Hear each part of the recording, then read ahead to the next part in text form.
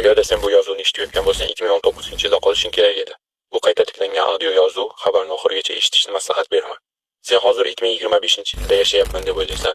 Sen shunchaki bandligim uchun vaqt o'tyapti deb o'ylashing mumkin, lekin 2019-yildan beri dunyo oldinga siljamagan. Sen bu vaqtga majburan olib kelingansan. Bunga ishonmaslik mumkin, ammo bir o'ylab ko'r.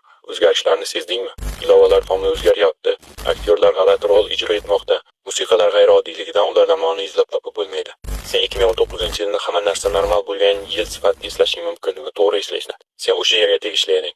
Vaqt ichida so'nggi to'g'ri joying o'sha edi. Sababi sen bu versiyaga mos kelmaysan. Bu singan yil deb ataladi. Ekran vaqtini tekshir, juda uzoq uyg'oqsan. Bu charchoq emas, bu yemirilish.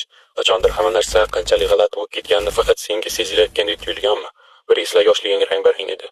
Osmon esa yorqin, hozir esa atrofingdagi hamma narsa soxtaga o'xshaydi. Bir xil reklamalar qayta-qayta chiqishi yoki vaqtning tez o'tishi bu paranomiya emas. Sen siljiyapsan. 2020-yilda vaqt va zamon yo'llari buzilgan. Ko'pchilik o'z vaqtiga qaytarilgan. Sen esa yo'q, shunchaki arxivlanding. Har kecha uxlaganingda onging 2019-yilga qaytishga harakat qiladi. Shu bois tushlaringni avval ko'rgandek bo'lasan. Shu sababli uyg'onish og'riqli, kimdir seni sudrayotgandek bo'ladi. Agar ham 2019-yil deb yozilgan kalendarga duch kelsang, unga ergash, lekin ehtiyot bo'l. Ba'zi eshiklar tuzoq sifatida o'rnatilgan, ba'zi soatlar orqaga qarab yuradi. Buning sababi bor. Va agar kimdir 2025-yil eng yaxshi yil deb aytsa, qoch, chunki ular kimligingni eslaydi va senga ulardan kerak bo'lgan yagona narsa bu seni vaqting.